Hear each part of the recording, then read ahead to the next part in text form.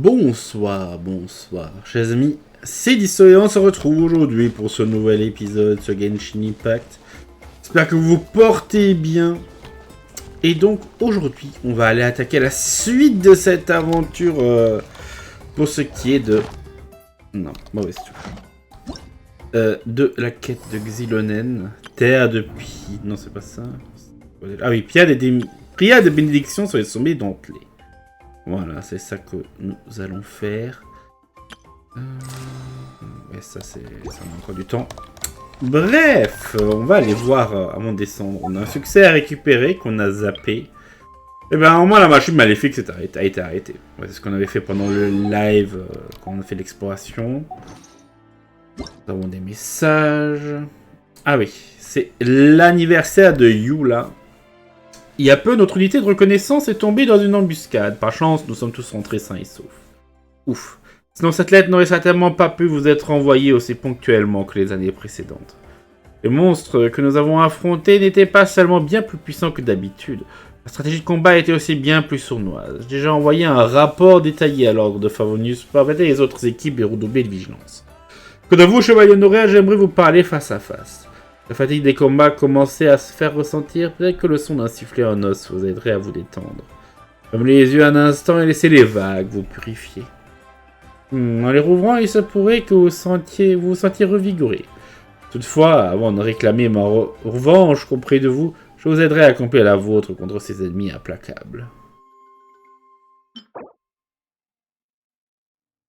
La spécialité de là, on la récup. Exercice réminiscent, on récupérera aussi, mais seulement après avoir fait l'event. C'est quand déjà que ça se termine là?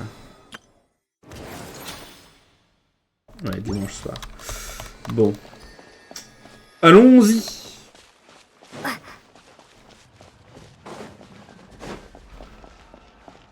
Donc, on doit passer alors... Donc, la dernière fois, donc, on devait rencontrer cette gamine, mais on n'a pas pu... C'était un peu suspect, hein, dans le dernier épisode. Donc là, on doit passer devant chez Xilonen. Le moment de Tlazolli. Vous aviez convenu est presque arrivé. Vous vous préparez à lui rendre visite pour vérifier l'avancement de l'inscription flamboie jeune. Quelqu'un qui dort là?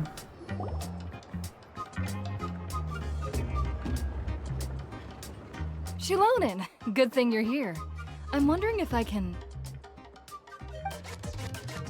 Oh, the shelf on the left, second row down, first X on the right. That one's yours. And the garden hoe belongs to Ignal, and the hammer is Pakal's, so make sure you take the one that's yours. I haven't even said why I'm here. But looks like you're about to head out for a break. Yes, but I am going to take it right here. The temperature is just perfect today. Really? But doesn't it feel a lot hotter than usual? I really don't want to stay out in this heat. Exactly. In hot weather like this, customers don't tend to stick around and talk when they're coming to place orders or pick up the goods. I see. Oh, here comes another customer. I'll just leave you to it then, and pick up my axe. Sure, sounds good to me.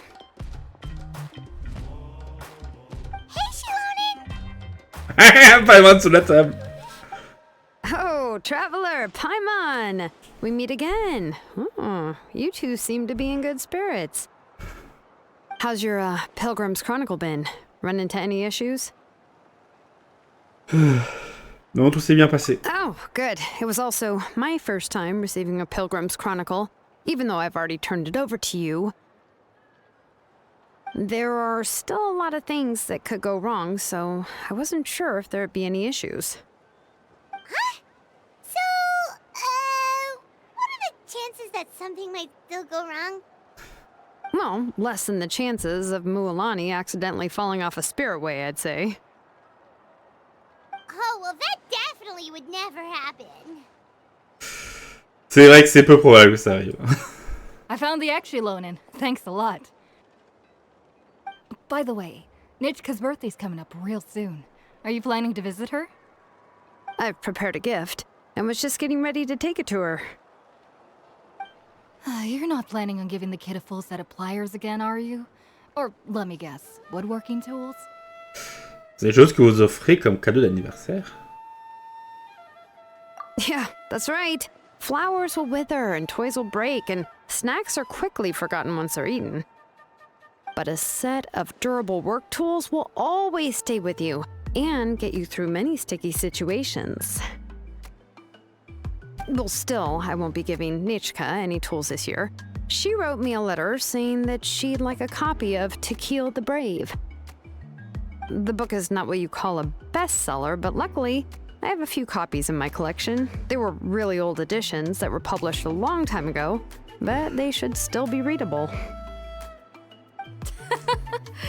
Children her age love fairy tales. The last time I was at Tlazolli's, I even brought Nechca. Wait. What did I bring her again? It must have been her favorite thing, but, why can't I remember it anymore? Oh, it is quite hot today. Seems you're about to pass out from the heat. Do you even remember your own name? My memory can't be this bad. It's just these last few days. I've been forgetting things for some odd reason. Well, in that case, why don't you use the blaze gem inscription you have as a memo to engrave some important things to remember? After all, that inscription will never wear out, and it's easy to carry. I'd say that's quite a fitting use for it. You do have a point, but my inscription is almost already full. Votre nom est Xilonen? No. I engraved some wishes on my blaze gem inscription. You know, just some dreams that I have for the future and things I'd like to accomplish one day. Even though Tlazolli has said that from an aesthetic point of view, it would be best for people to keep their inscription short, this blaze gem inscription was still made by a name engraver, the forger of ancient names themselves.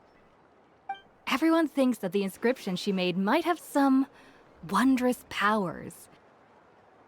So, many people who bought blaze gem inscriptions engraved their wishes and dreams on them, in hopes that they would come true. Sounds kinda like a wish granter. But if you do that, won't everyone be able to see your wishes and dreams? Je vais demander la même chose. Don't worry. We usually ask Tlazolli to add the inscriptions for us. She has a unique method of engraving. With her method, the light must be at a certain angle in order to see the text. Without the right angle of lighting, the blaze gem inscription will just look like a pretty stone. That's true. In the end, a blaze gem inscription is essentially just a piece of rock. It doesn't have the power to grant people's wishes. Making wishes to it is like shouting into an echoing valley. The only one who will answer is yourself. But using it as a journal for your wishes is also fine. Carrying them with you and taking a look from time to time can be a good source of encouragement. Well, as long as you don't suddenly change your mind and want to take your wishes back, that is. These things are extremely durable. It would take a lot of effort to change the words. And I don't think anyone would willingly part with it either. They're not cheap and very hard to get. If you ever lost it, you'd just be filled with regret. Still, it's really strange. Given Auntie's skill, how could it take so long for her to make one? Oh, well, I hope someone didn't give her an idea of making fewer and selling for more. On dirait une idée de Cheven.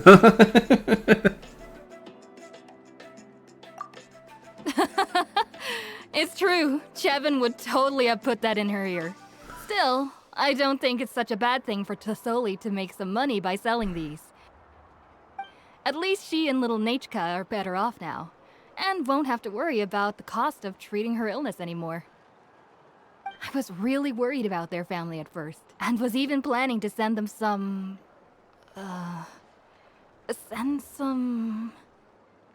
Huh? What was I planning to send to Nechca again? This memory of mine.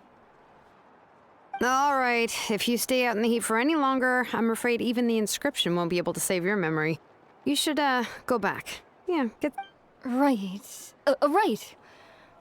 Please give my regards to Tlazolli and Nechca.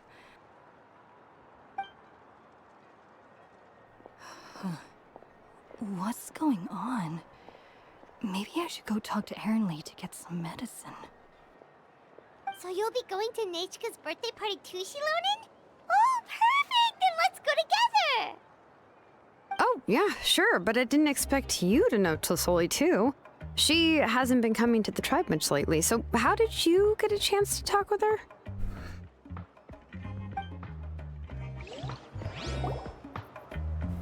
Vous voyez votre rencontre avec Tlazolli à Xilonen. Oh, so that's how you met her. She even wants to use volcanic crystal as a forging material. Guess she's really pulling out all the stops for her daughter.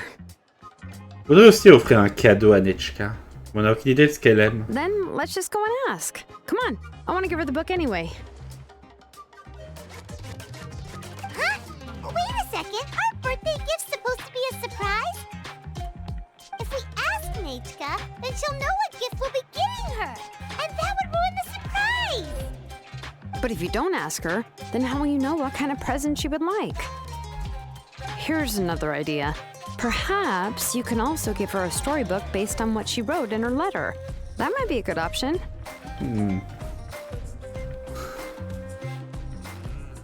Facile, j'en ai plein dans mon sac. But shouldn't we give it a little more thought? If we all give her books, it might seem like we didn't put much effort into it. Xilonen, have you really never asked her what she would like the most? There must be something else she'd like besides books. Unfortunately, no. Nechca's illness has kept flaring up over the past few years. Apparently, she couldn't do anything during that time other than rest in bed. She didn't even have the strength to talk to anyone. It wasn't until recently that she started to recover from her illness and regained strength to write letters to others. Anyway, there's no need to overthink it. Worst case scenario, I can split the book into 2 volumes and we can each give her one. Posons plutôt la question à Nechca. Yeah, even though it would ruin the surprise, we could at least get her something that would make her happy. Ouais. Anyway, could you tell us a bit more about the book that you're getting her? Is it really that unpopular? Well, it's a little difficult to explain. You see, there are actually 2 versions of To Kill the Brave. The premise of the book is pretty straightforward. It's basically about a set of twin brothers working to defeat a demon lord. But after defeating the demon lord, the older brother, To Kill, discovers that the king's spirit has possessed his younger brother, Rimak. In the ending of the original story, the older brother kills his younger brother to defeat the demon lord, before jumping into a volcano. Copie un peu vieille de Tequila. Et ça remonte à un passé lointain et désolé. À cette époque, les dents des montagnes se dressaient encore comme des lames contre les hommes et les bêtes, combattant les âmes des esprits faibles, qu'elles soient humaines ou non. J'en savais que la déesse des montagnes ne les aimait pas et qu'ils devaient se tenir à l'écart. Cependant, ils furent forcés de trouver refuge dans des grottes pour échapper aux tempêtes qui faisaient rage dehors, et passant de longues nuits les unes après les autres. Mais ces cavernes, comme les montagnes, avaient un prix pour ces tribus. Elles furent nombreuses à perdre des membres dans les déserts où ceux-ci s'égarèrent. Quand Tequil et son frère, au bon cœur Rimak, naquirent dans l'une de ces tribus. Au moment de la naissance, une longue et troublante nuit régnait tant à l'intérieur qu'à l'extérieur des grottes. Bien que les feux de camp autour desquels les membres des tribus s'étaient réunis vacillaient, aucun d'entre eux n'était réconforté par la lumière. Les gens se disaient « Ce feu va bientôt s'éteindre, à ce moment-là, ce sera notre fin. Combien de temps cette nuit va-t-elle encore durer? J'ai froid et j'ai faim. » Alors, accélérons les choses, vite. Laissez-moi entrer dans la nuit, ce sera toujours mieux que cette torture. Non mes pauvres, pauvres enfants. Pourtant, Tequil et Rimak n'annoncèrent pas leur arrivée avec des larmes de tristesse, comme les autres enfants. Au lieu de ça, Tequil regarda les profondeurs de la grotte. Les spirites de la grotte faisaient de leur mieux pour l'effrayer, mais son regard les balayait, aiguisé comme un éperon rocheux. Il a vu nos griffes acérées et nos grandes dents, mais il n'a pas peur. Les jeunes créatures chuchotèrent d'une voix inquiète, attaquaient à leurs griffes et leurs crocs sans vraiment s'en rendre compte. Rimak, pour sa part, agitait les mains et riait. Son rire était comme des cailloux tombant dans un ruisseau, attirant l'attention de la tribu en détresse vers son visage. Alors seulement, qu'il réalisa que même si la flamme vacillait, n'avait jamais cessé de brûler. De l'autre geste de la main, Rimac tapota le tas de bois à côté de lui. Nourrissez le feu, nourrissez le feu. Ainsi, cria le vieux chef, comme ramené à la réalité par ce nouveau-né, dispersant ainsi la peur qui était sur le point d'engloutir toute la tribu. Les gens se levèrent alors pour alimenter le feu et dégainèrent ensuite leurs larmes en obsidienne, portant leur regard vers les profondeurs de la grotte, comme Tekil l'avait fait. Puis de la caverne était dévoré par la rage et la haine. Mais il savait que ces gens ne déposeraient pas les armes et n'en démontraient pas. Terreur avait déjà fui, et la mort n'eut d'autre choix que de battre en retraite. Ce n'est que lorsque le soleil se leva à nouveau que les frères formèrent les yeux et s'endormirent dans les bras de leur mère. Tandis que les membres de la tribu quittèrent la grotte, après avoir vécu un autre jour. Ces gens qui avaient rejeté la peur vivraient encore d'innombrables jours. Malgré la défaite assurée essuyée par ces sbires démoniaques, ne manqua pas d'attirer l'attention de leur maître, Quatlicue. Ce seigneur des démons prétendait être la mère des profondeurs et régnait sur 10 000 fois 10 000 grottes. Ses crocs étaient comme des stalactites rocheuses et sa langue était comme le souffle d'un vent humide et glacial. Au réveil, elle n'était rassasiée qu'après avoir dévoré 10 000 âmes vivantes.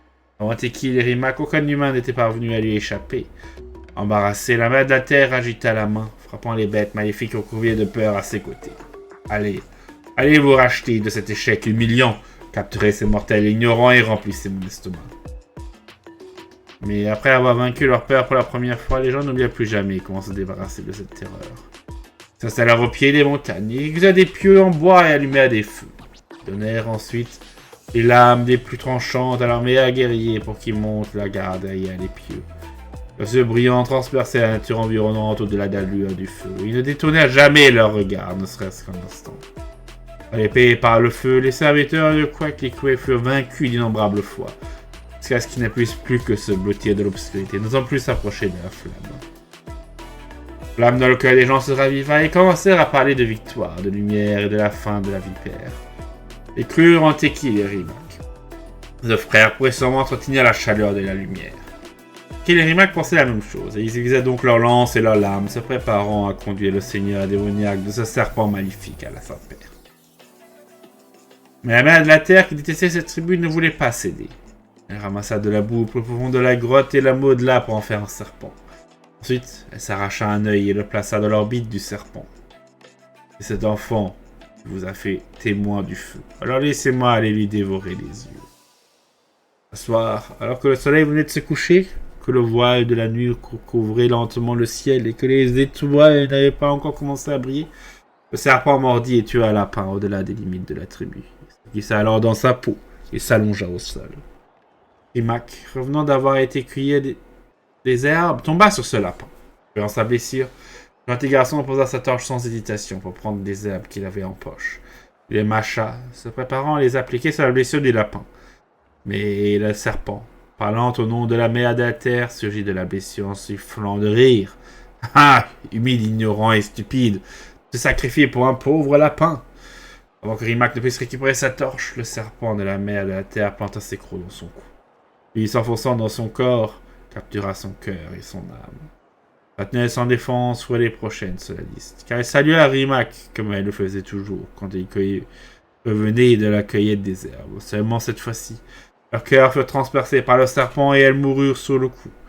Les flammes de toute la tribu s'éteignirent, la mort et la terreur ressurgirent dans les ténèbres. La mère de la terre cracha le serpent et à travers ses crocs empoisonnés, elle cria « Voyez, imbécile arrogant, agenouillez-vous comme il se doit de la poussière. » Un bruit de pierre qui s'entrechoque l'interrompit. Et qui affûtait sa lame en obsidienne l'utilisa pour créer des étincelles qui enflammèrent sa tente. Il brandit sa lame et chargea en avant, donna un grand coup sur le messager de la mère de la terre. Le tranchant flamboyant fondit facilement le serpent venimeux fait debout. Mais alors que Tekil était sur le point de poursuivre, il vit les yeux de son frère et le sang sur ses mains. Bref instant était tout ce dont la vipère blessée avait besoin pour s'échapper. Pourtant, il était presque entièrement calciné et s'en allait presque réduit ensemble. Cette tribu était détruite et n'oserait plus jamais la défier. C'est que la mère de la terre se réconforta tandis qu'elle se retirait dans les ténèbres. Dès qu'il mourait d'envie de hurler le nom de son frère, mais la poussière brûlante lui bloquait la gorge et il n'avait pas d'autre choix que de regarder son frère disparaître dans la nuit.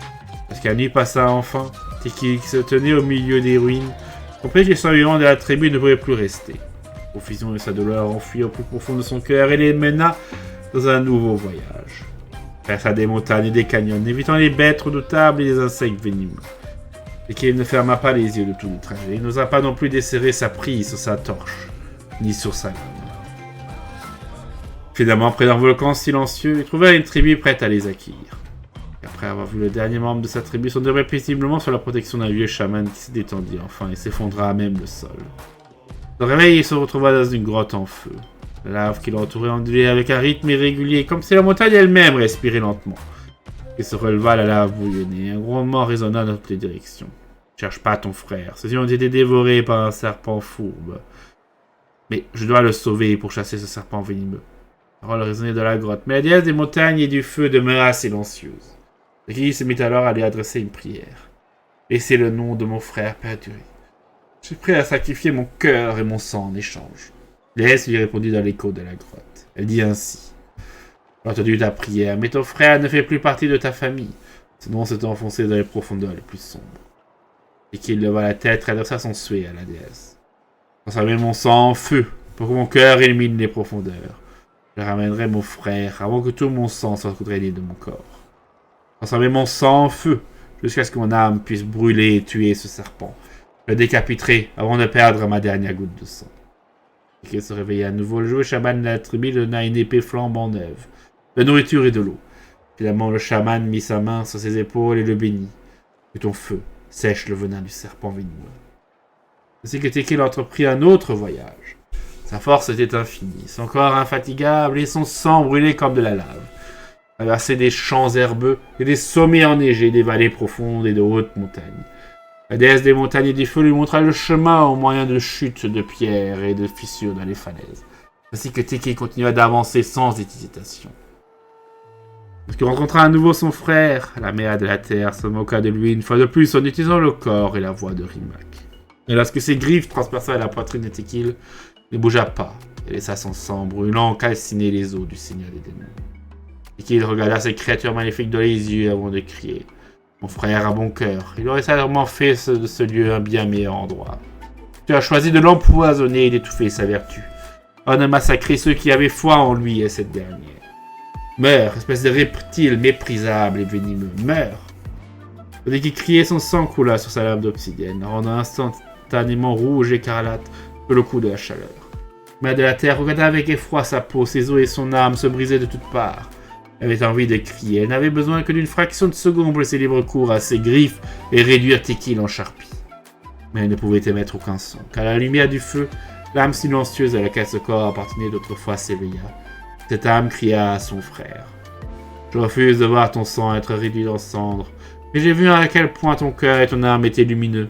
Souviens-toi de mon nom, mon frère, je serai encore là tant que tu ne m'oublieras pas. » Flamme ardente balayait à chaque recoin de cette grotte sombre et glaciale. Le moindre reptile qui s'y trouvait fut éliminé, réduit en cendres avec ses complots et desseins aussi odieux et abominables, ignobles. Alors que la dernière goutte de son sang était sur le point de brûler, le toit de la grotte, au-dessus de la tête de Teki, trembla. Fissure s'ouvrit et une pierre précieuse tomba précisément à l'endroit de sa blessure. La déesse des montagnes et du feu parla une fois de plus, sa voix résonnant à travers les murs. Il n'y a plus qu'une goutte de sang. Retourne dans ta tribu. Tel est le souhait de ton frère, et je compte le réaliser.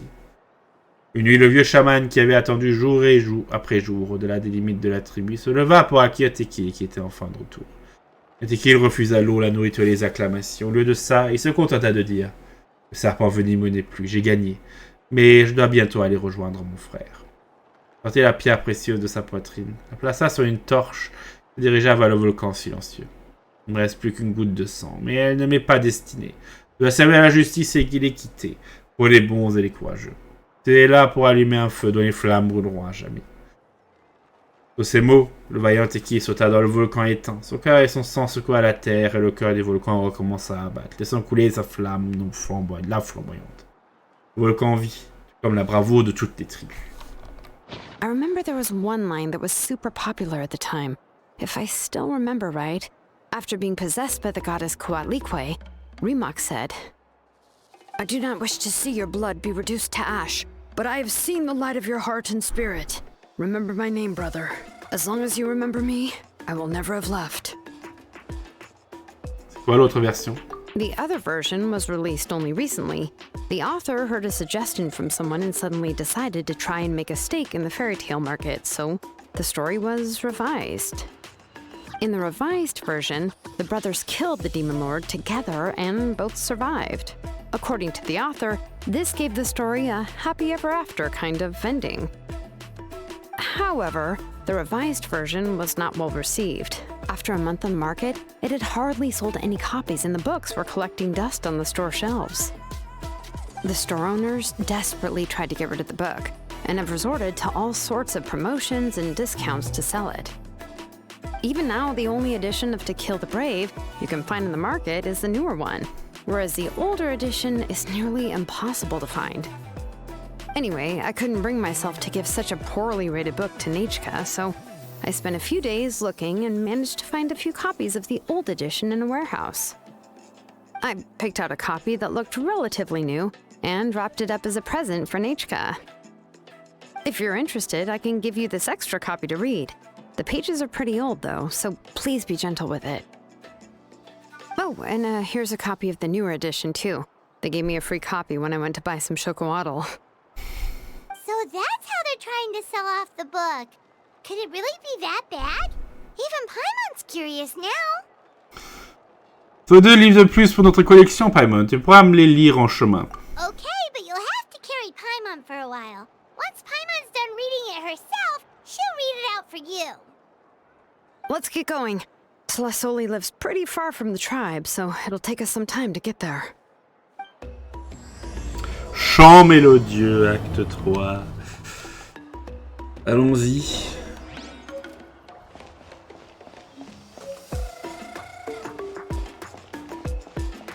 Ah oui, c'est vrai que... C'est vrai que c'est des livres qui sont écrits sur des... Ouais.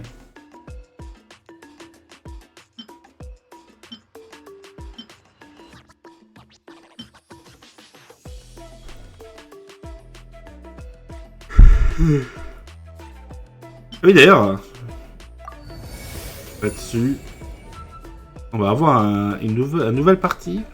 Je pense celle-là, peut-être, mais on verra. Hein. Faut quoi qu'on oublie. Hein. On peut se TP, non? Oui. Et allons voir de quoi il s'agit.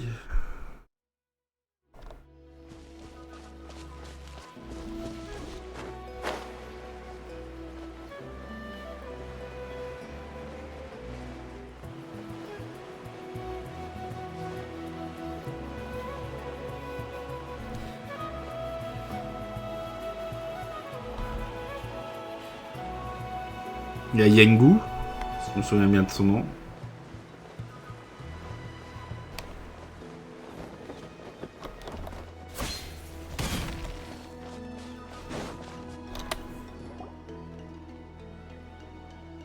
Go on now, Yengu.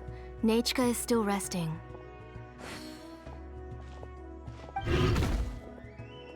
Non. Hey, Tlazolli, we're here!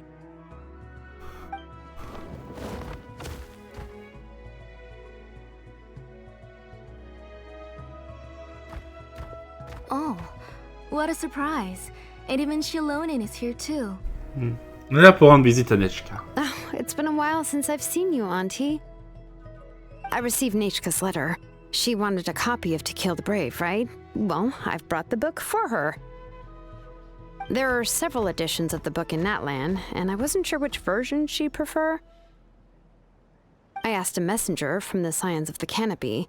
It seems this softcover edition is one of the most popular options, so I brought it for Nechca. You haven't changed a bit, Xilonen. Let's go inside. I was just boiling some chocolatl, so you can all try some. Xilonen used to love drinking chocolatl. When she was little, she would always have several cups every time she came to visit me. You were already a big girl by the time I finally had my Nechca. Alright, for now let's... Oh, Auntie, let's go inside. Traveler, please help me get her into the house. Pas de problème. Oh, Paimon will help too. Be good, Yangu, and don't get in the way. Bah, le pauvre. All right, let's get into. Mais il est un peu grand. Hein. Watch your step, Auntie. Il est trop grand. C'est comme avoir un grand chien, mais encore en plus grand qu'un grand chien.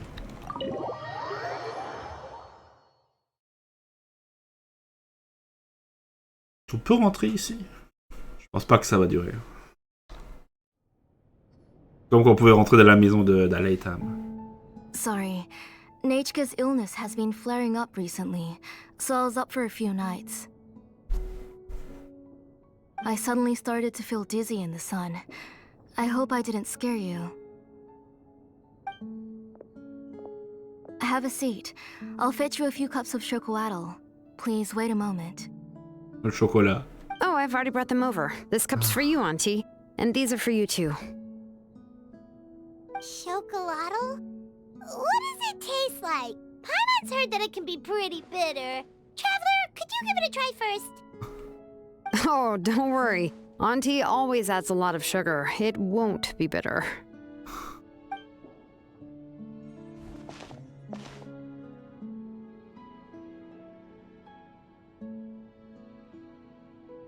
The last time you came to visit, you were still just a kid. But now you're a pillar of the children of Echoes. No, of all Natlan even. Oh, well, it's all thanks to the drinks I had here and the books I happened to read. Vous connaissez depuis longtemps? We heard that you two are from the same tribe, but Paimon had no idea you were so close. When I was little, my parents were always talking about how skilled Auntie was at forging ancient names and how she was a good role model for the rest of us. The moment I became idle at home, they would toss me into Auntie's workshop to watch and learn. Then I would have your parents go back, boil you a pot of chocolatl, and let you play in the house. Yeah, and then I would drink and listen to you banging away with your tools in the workshop. But eventually, she moved out of the tribe to find some more space, and I didn't have the chance to visit again after that. But why did you seem so familiar with the place when you went to the kitchen for the drinks just now? Because the layout of this place is identical to her old house. Let me see. Yeah, that should be Nechca's bedroom then. That's right. I remember you used to hunker down in the room to read and draw. But you're all grown up now. Even if you wanted to live here, I'm afraid you've already outgrown Nechca's bed. Tu es un peu comme la grande sœur de Nechca. That's how Nechca sees Xilonen too. Whenever she's feeling better, she always asks me when her pen pal sister will be coming to visit. Well, yeah, I'm here now, and even brought a gift as an apology. I'll leave the book here. You said Nechca asked you for the book? I hope it wasn't too much trouble to get. Really, I'm surprised that she even asked you for a present. When she's at home, she'd even ask me for permission to eat some snacks. Maybe I've been too strict with her. She's obviously starting to like her big sister more than her own mother. Oh, really? Well, I'd say I really haven't done enough to deserve the title of Big Sister. Yeah, I wasn't able to help her when she was sick, and I didn't even come and visit her that many times. Well, the only thing I have been able to do is to help her find some books. Don't be too hard on yourself, Xilonen. You have great responsibilities as the name engraver of the tribe. We both know you are far too busy to take care of her. The responsibilities on your shoulders also became far heavier when I gave up on my work. You just had more important things to tend to, Auntie. No one in the tribe blames you. We all know that Nechca needs her mother's care. But that doesn't change the fact that I gave up on my work. And even now, I still have not found the courage to pick up my hammer again. I'm sorry to leave you to shoulder all the responsibilities alone, Xilonen. Oh.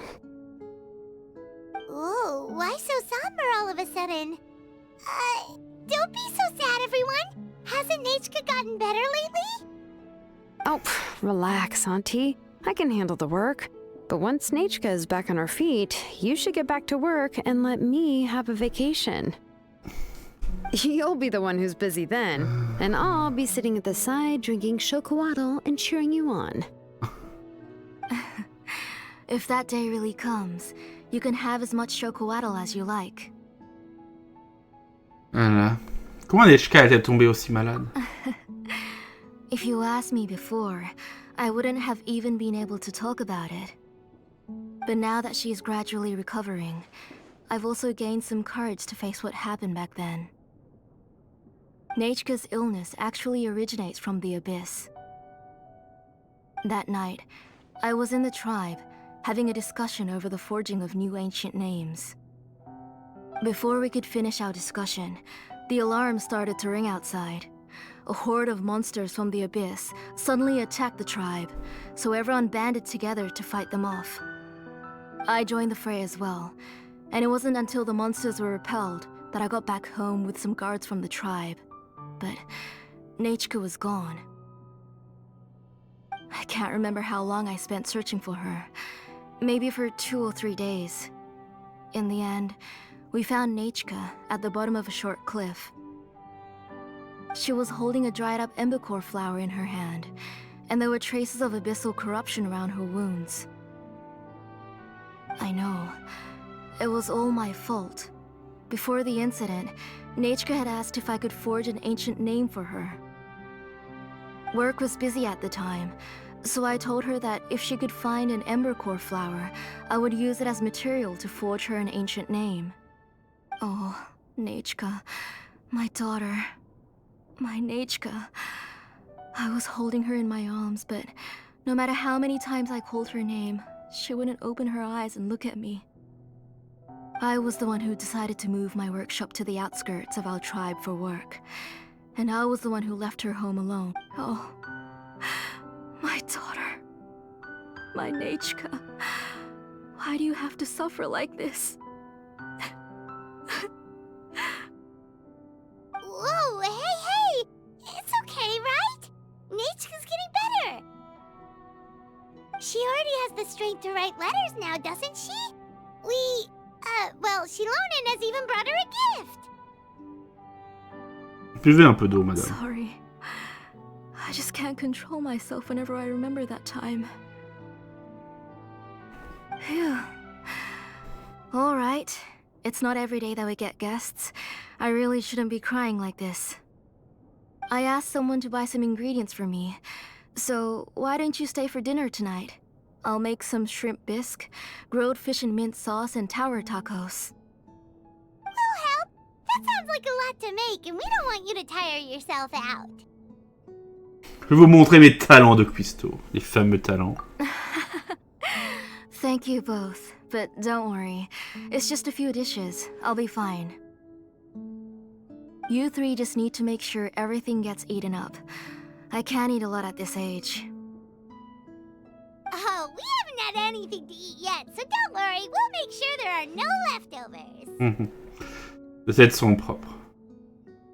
Ah, it just occurred to me that Xilonen likes to eat cheesy crab hot pot. Why don't I make that instead of the grilled fish and mint sauce? I remember you don't like picking out fish bones. Nah, both are fine with me. I've learned to just chew up the fish bones now. Oh, come on now. If you don't want to pick out the bones, I can just take them out for you. Anyway, for dessert, would you like a cup of grain fruit or chocolate? Cup of grain fruit. Ouais. How about a cup of green fruit mixed with chocolate? Okay, got it. I'll go start cooking, but could you do me a favor in the meantime? I ordered a bunch of ingredients, and they should be here any minute now. Would you go check by the door and see if they were already here? If so, please bring them in.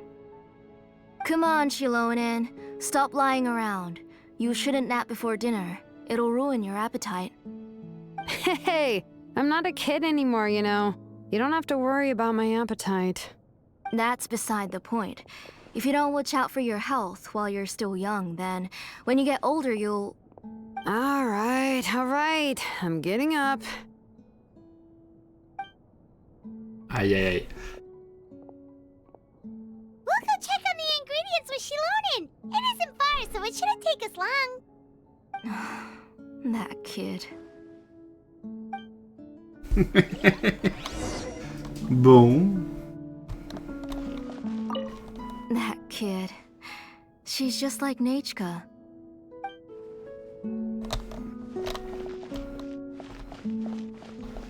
C'est ici chez Nechca? Ouais.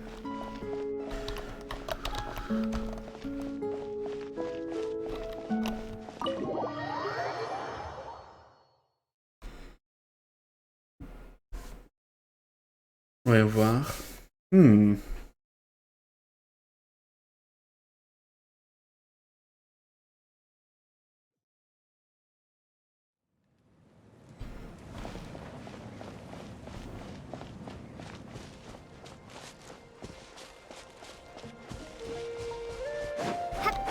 Ah.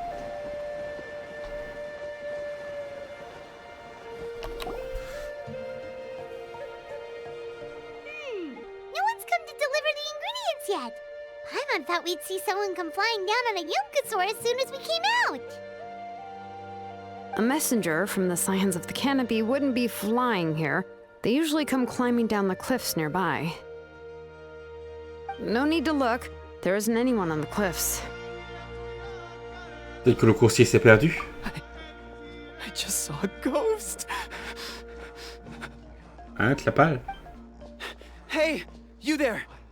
Sorry, but does Tlazolli live around here? Oh, are you the one who's supposed to deliver the ingredients? Non, on voit pas. Ingredients? Are you kidding? I was nearly eaten myself. Never mind that now. Those monsters are still hot on my heels. Please, you've got to help me. Xilonen, where'd she go? Whoa, she's already gone up to fight the monsters? Let's go help her out!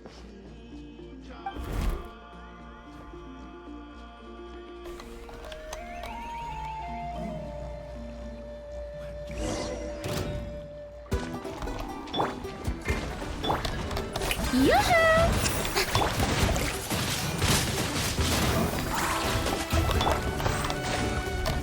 Umbrella warfare, I guess. Umbrella warfare, I guess. Windblade. Hop là. All On s'en est right, occupé. that should be it for the monsters. Yeah, was easier than I thought. Oh, it also seems we're in good luck. The goods weren't damaged either. Strange. We didn't see any monsters on the way here. Vous n'avez pas provoqué, j'espère. Yeah, right. I use this road to deliver goods all the time, and I've never been attacked like this before. It's the main road in and out of the tribe, so people often come here to clear out any monsters. This area is usually very safe. I don't know what happened, but it seems like all the monsters around here have gone berserk. Even the docile Petlosaurs are in a frenzy. Tlazolli doesn't even forge ancient names anymore, so why can't she just move back to the tribe? If she comes back, Nechca will even be able to find some playmates. She's so young and hasn't even... Nechca's playmates. No, wait, I feel like my kids have played with her before. They've even told me about Nechca's favorite game. If I remember right, it was... strange. I always remembered it before. How could I forget all of a sudden? Look at that. He has a Blaze Gem inscription too.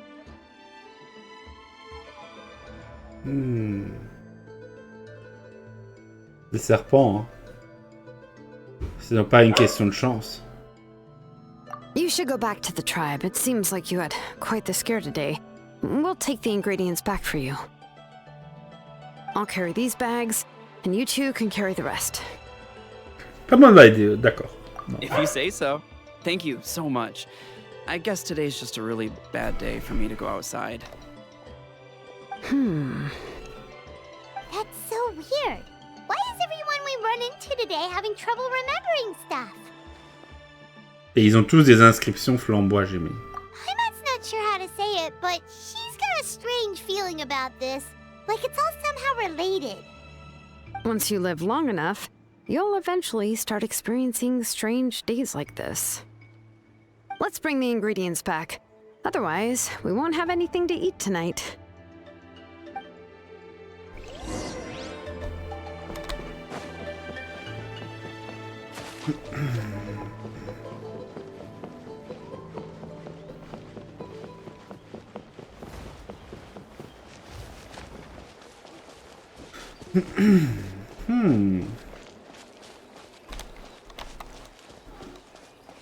Passe des choses.